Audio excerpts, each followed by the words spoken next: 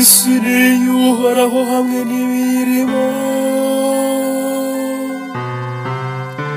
yose niye hamwe n'ibiyituyemo byose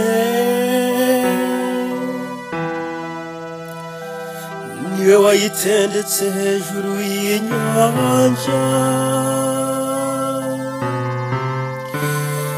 arayitereka hejuru y'inzuzi ubutayegayega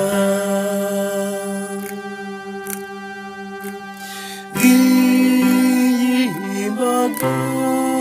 nyamwinshi y'abagushakashaka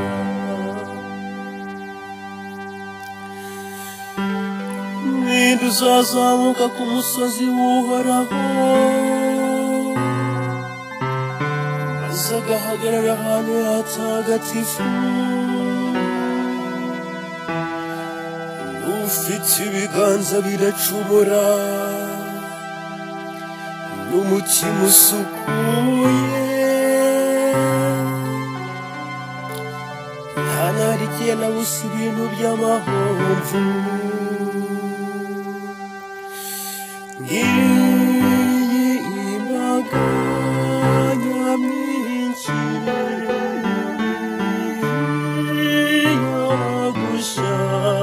y'abagushakashaka